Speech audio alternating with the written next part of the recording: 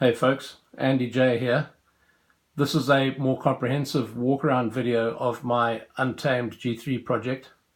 It's a VFC G3 gas blowback base unit replicating a G3K A4 used by Dave Radband, also known as Untamed Dave, who used this weapon as a member of the UK SFG, that's the United Kingdom Special Forces Support Group, whilst he served in Afghanistan. It's a very specific build to a few reference photographs that are out there of his weapons, so let me take you for a quick walk around here.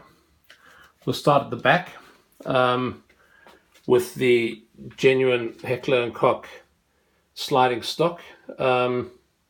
To the best of my knowledge, having been bought from a UK militaria shop, this is off a decommissioned UK Special Forces weapon. I have no detail beyond that, but it's well used, and remarkably it fits directly onto the VFC main receiver without any great dramas.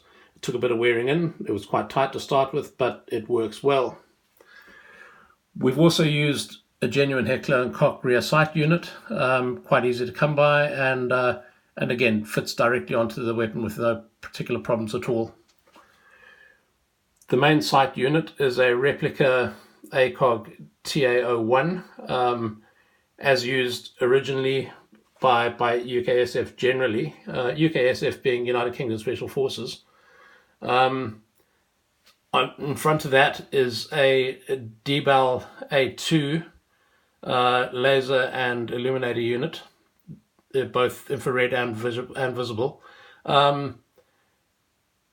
This is not a regular piece of UKSF kit. Where it came from in Dave's case, I'm not entirely sure, but I would imagine possibly borrowed from American Special Forces units that they were operating with. This all mounts onto a genuine B&T low-profile rail mount specific to the G3, and again used on the original. Going down from that, we have a Heckler & Koch Navy pistol grip and trigger group unit. This is again as used on Dave's original weapon, and the selector is again the appropriate one to the Navy group. The VFC trigger unit drops into this unit perfectly and functions 100%. It's really good quality. Coming further along, we have again the B&T, that's Brusgard and Thornton, G3 specific rail mount. This one is definitely a decommissioned UKSF unit. I've had, as you would see, to have modified the cocking tube on the G3 to make it K version. This involved removing 60 millimeters of material and having it TIG welded by a friend who builds custom motorcycles.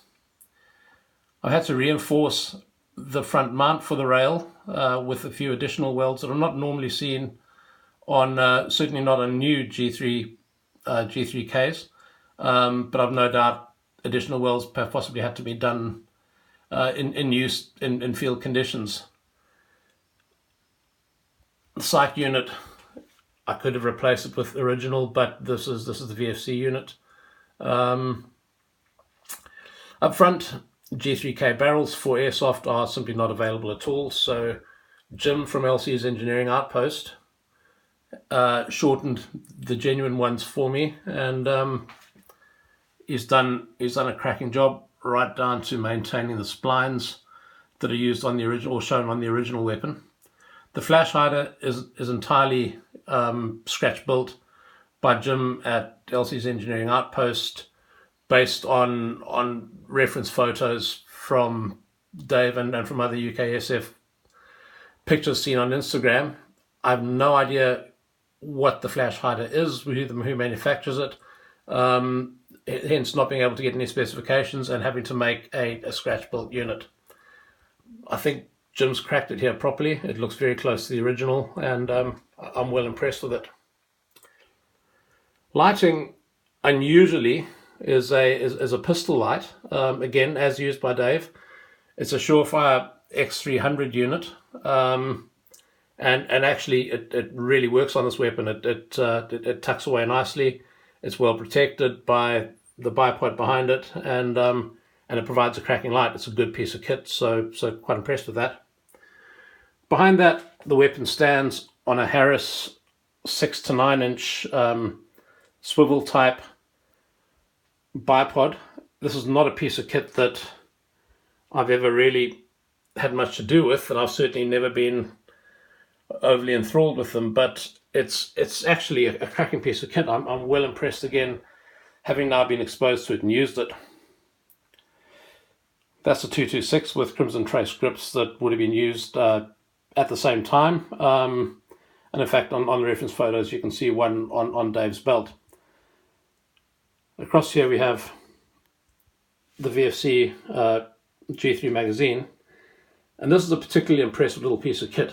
As far as the airsoft and gas blowback goes, first off, it has a knocker unit there that actually stops the weapon from firing on an empty chamber, so it performs exactly the same as the original unit. When the last BB is fired, this little tab here drops out of place, and the firing pin as such will not contact the discharge valve. So it drops the hammer, and that's it. The weapon stops, and you need to change mags.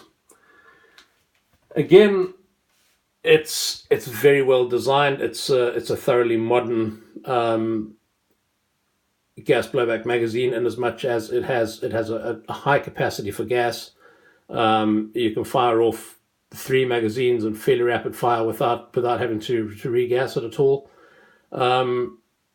It's top stuff. Really good stuff. Anyway, that's it. That's my Untamed G3 project. I hope you've enjoyed it.